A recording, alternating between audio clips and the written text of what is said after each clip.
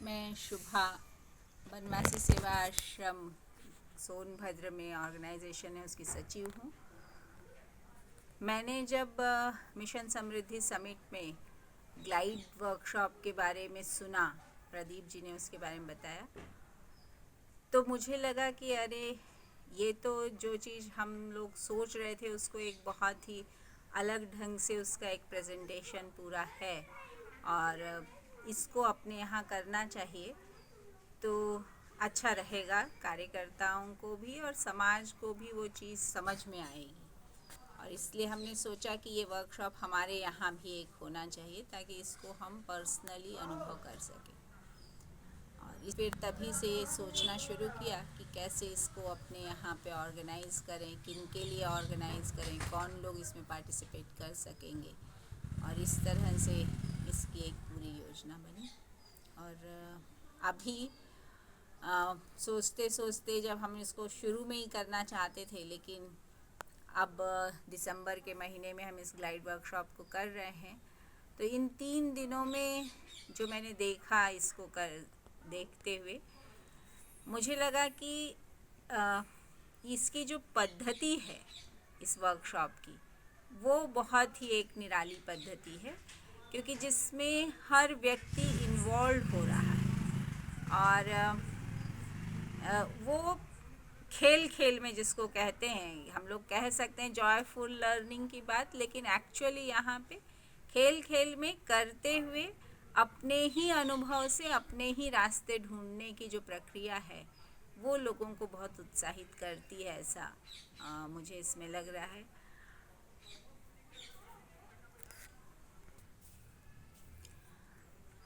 बनवासी सेवा आश्रम अलग अलग समय में लगातार ही लाइवलीहुड को ही लेके काम करना शुरू किया। एक समय में उसने खेती को लेके काम किया, फिर खेती के साथ वानिकी जुड़ा, लोगों का बहुत सारे टेक्निकल ट्रेनिंग्स हुई, लोगों को उसमें काम की बात जोड़ी।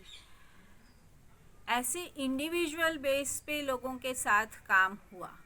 व्यवसाय को आगे ले जाने का, लेकिन सामूहिक रूप से एक ग्रुप बनाकर हम किसी लाइवलीहुड अप्रोच के लिए काम करें, एक तो ये बात है।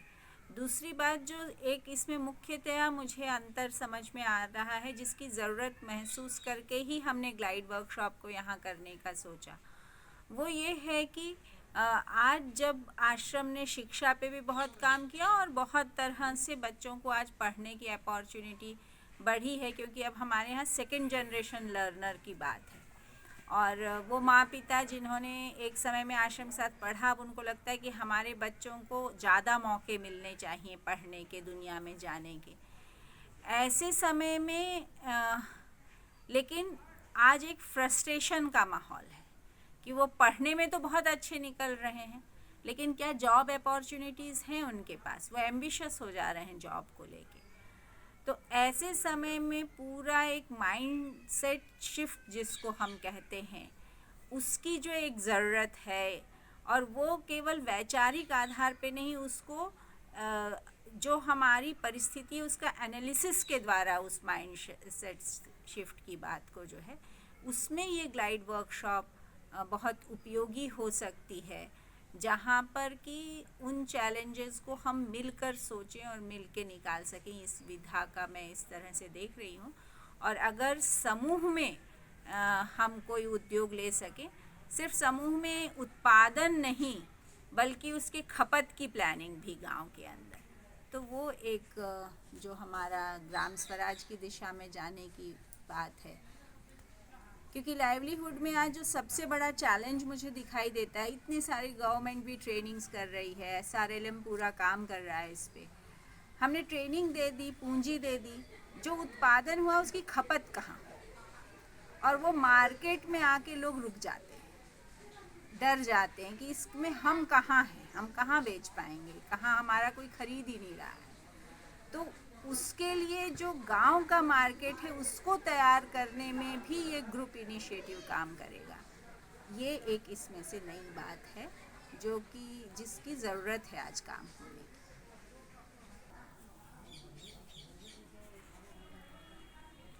एक जब यहाँ पर हम इस रूप में देखेंगे कि गांव में जो कच्चा माल है उसका ही प्रोसेसिंग करना और अपनी ही उपयोग के लिए,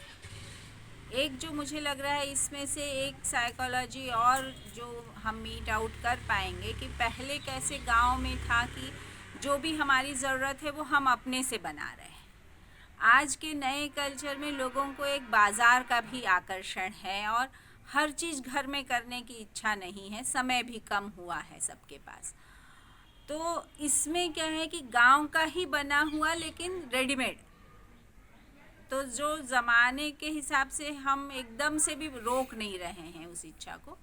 वो इच्छा इसमें पूरी हो रही है। लेकिन ख़ास बात ये है कि हम गांव के ही कच्चे माल का उपयोग कर रहे हैं और अपने ही लिए कर रहे हैं। और ये करने में मुझे लगता है कि दो चीज़ें होंगी। एक तो जहाँ पर हमारे यहाँ की सब अच्छी चीज़ें बाज़ार चली जाती हैं क्योंकि उसकी कीमत ज़्यादा होती है, चाहे वो हम मिलेट्स की बात कर लें या